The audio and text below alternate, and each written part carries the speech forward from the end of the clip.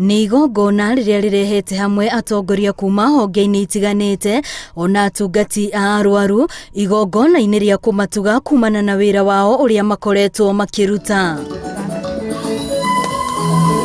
First Lady Margaret Kenyatta nĩ agathĩrĩirie atungati aya nĩ tondũ wa kwaga gwĩtigĩra rĩrĩa marateithĩrĩria atumia kũgĩa ciana rĩrĩ mũrimũ wa COVID-19 wĩkĩrĩte aingĩ guoya wa kũhutania. A journey of passion, energy and boldness that has kept us on track since 2013. It's a special day for Beyond Zero because it gives me the honor and privilege to recognize and appreciate the role of our health workers, especially nurses and midwives. Gũkũrĩkana kwa wĩra wao nĩguo tũmĩte ona motungata ma ũrigitani mathibitarĩ-inĩ magacĩre gũkĩringithanio na mĩaka ya na hau kabere, ũndũ ũrĩa roiga nĩ ũteithĩtie kũnyihia gũtamba kwa mũrimũ wa HIV kuma kũrĩ atumia nginyagia kũrĩ ngenge. I admire and deeply respect the healthcare stakeholders for the innumerable sacrifices you make on a daily basis to move our country forward.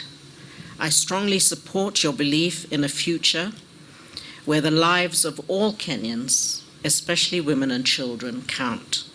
Oho no arahinyĩrĩria bata wa thirikari kũigithia kũrĩ rũhonge rwa ũgima wa mwĩrĩ nĩguo gũtigĩrĩra Akenya othe nĩ maramũkĩra motungata makinyanĩru ma ũrigitani. To invest more in prevention of diseases and to advocate for healthy lifestyles alongside delivery of quality healthcare at community level. This is where the real change happens. Mĩario yake nĩ nyitĩtwo mbaru nĩ atongoria angĩ arĩa marekinyĩte igongona-inĩ rĩu arĩa nao magathĩrĩirie mũtaratara ũrĩa ũkoretwo ũgĩtwarithio na mbere nĩ First Lady wa Beyond Zero ona wa Linda Mama. HIV free generation with zero mother to child transmission of HIV.